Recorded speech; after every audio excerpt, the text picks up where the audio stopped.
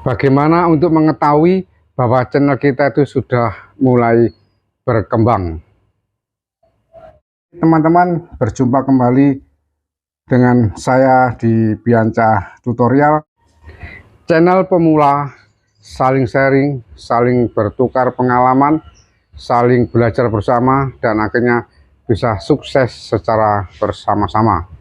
Teman-teman, kita bisa melihat apakah channel kita itu mulai berkembang atau mulai KO atau sepi penonton. Pada kesempatan ini saya akan membahas bagaimana untuk mengetahui bahwa channel kita itu mulai berkembang dengan baik. Tidak bisa langsung tapi bertahap perkembangannya itu tergantung dari yang pertama, apakah kita rajin upload video. Itu yang bisa menjawab adalah teman-teman. Kalau kita sebagai pemula dan kita jarang upload video, yang mana mungkin channel kita bisa berkembang. Oleh karena itu kita harus rajin upload video. Kapan kita upload video? Sesuaikan dengan kemampuan dan waktu yang ada pada diri teman-teman. Tetapi yang pasti adalah konsisten. Bisa 1 minggu sekali, bisa 2 minggu sekali, bisa 3 minggu sekali, atau 1 minggu 1 kali, 1 minggu 2 kali, atau 1 minggu 3 kali. Tergantung kesempatan dan waktu yang teman-teman miliki. Tetapi yang jelas kita harus rajin upload video. Yang kedua, kita bisa melihat di YouTube Studio bagian analitik bagaimana CTR-nya. CTR ini terkait dengan bagaimana thumbnail kita.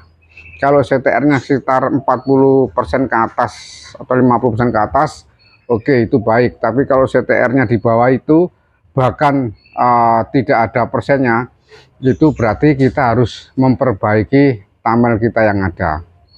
Teman-teman bisa belajar dari channel-channel YouTube yang satu tema ya, yang sudah besar.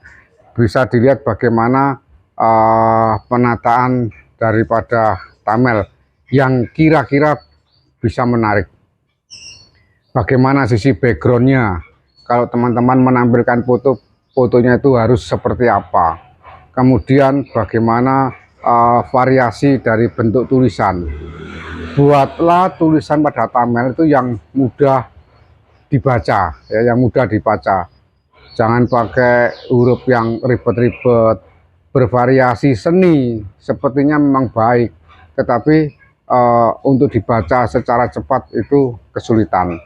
Terus bagaimana warnanya, itu bisa dilihat. Ada yang thumbnail yang menggunakan warna putih sama biru, putih sama merah, itu ternyata menarik dan baik.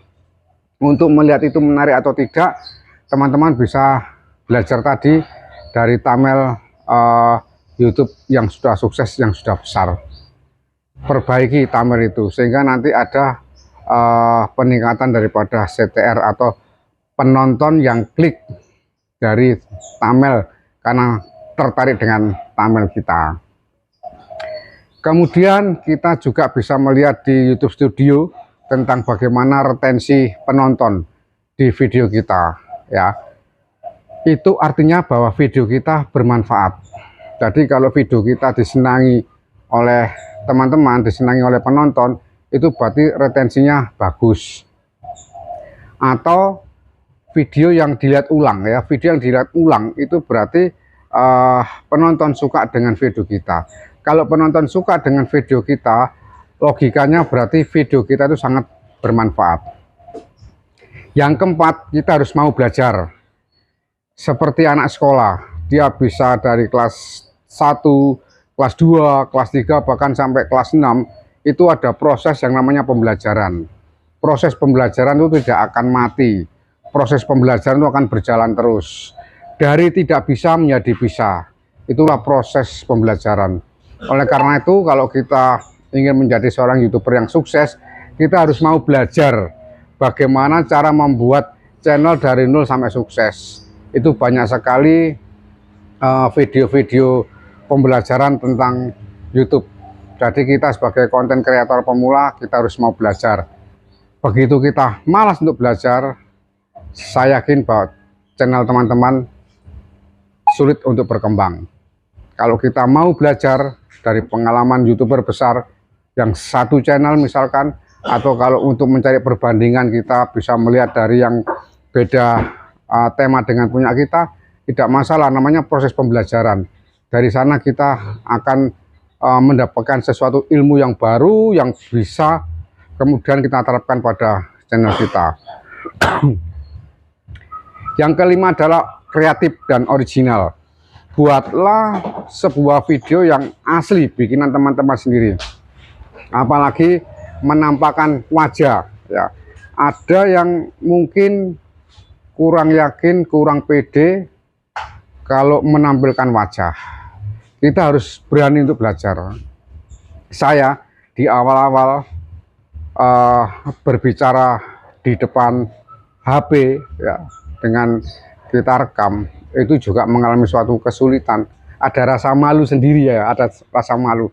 Tapi kalau kita tidak mau belajar, kita tidak percaya diri, tidak mau membuang rasa malu itu, kita tidak akan bisa maju. Kalau kita membuat sebuah video dengan menampakkan wajah kita, itu rasanya puas, rasanya beda ya, rasanya beda. Kalau sudah nanti terbiasa membuat video dengan menampakkan wajah kita, teman-teman pasti akan ketagihan dan ingin membuat video terus ya, sehingga dinyatakan di sana bahwa video teman-teman adalah original, kreatif. Silakan belajar dari video-video channel besar yang satu tema tadi, dipelajari, kemudian buatlah video itu yang beda, kita harus kreatif. Mungkin dari sisi penampilan kita pakai topi ya, terus pakai kacamata, terus dari sisi suara, mungkin suara kita bisa kelihatan lebih bagus dengan menggunakan sebuah mic misalkan, daripada menggunakan micnya HP ya. Jadi macam-macam kreativitas itu harus kita kembangkan dan kemudian kita terapkan pada video kita. Kemudian yang keenam, jadikan konten kreator ini sebagai suatu pekerjaan.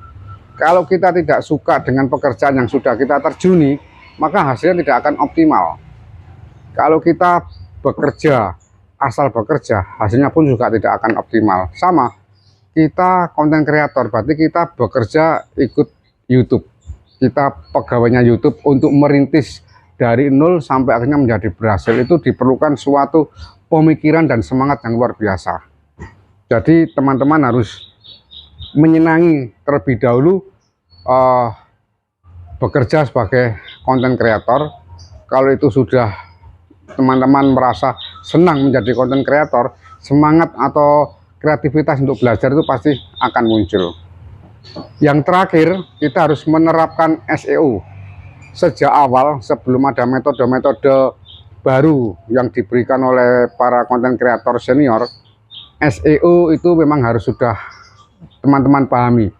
Begitu teman-teman membuat suatu channel yang baru, teman-teman harus bisa memahami SEO. Buatlah judul yang menarik, sehingga pada saat menonton, membuka video kita, membuka channel kita dengan judul itu, dia ingin mempunyai minat yang tinggi untuk melihat video teman-teman ya. Judul yang menarik. Kemudian setelah membuat judul, teman-teman harus membuat suatu deskripsi menjelaskan tentang isi video itu apa. Kemudian termasuk thumbnail, itu juga termasuk dari SEO juga. Terus kemudian dengan kata kunci, setiap kata kunci yang ada di judul itu bisa dimasukkan kepada kata kunci di deskripsi, sehingga memudahkan orang lain jika ingin mencari di search engine ya, atau pencarian, itu video kita juga bisa ditemukan. Itu tips dari saya atau saran dari saya bagaimana untuk mengetahui bahwa channel kita itu mulai berkembang. Kita tetap semangat, kita harus berusaha, kita harus konsisten dan harus percaya diri, sehingga tidak tiba-tiba suatu channel itu hilang, tidak muncul karena terjadi suatu keputusasaan hanya karena memikirkan yang namanya subscriber dan jam tayang. Jadi sementara ini subscriber dan jam tayang abaikan dulu, yang penting kita upload video. Seperti itu teman-teman yang bisa saya sampaikan. Semoga apa yang saya sampaikan ini bisa membantu teman-teman kreator pemula. Tetap semangat, maju bersama dan sukses bersama.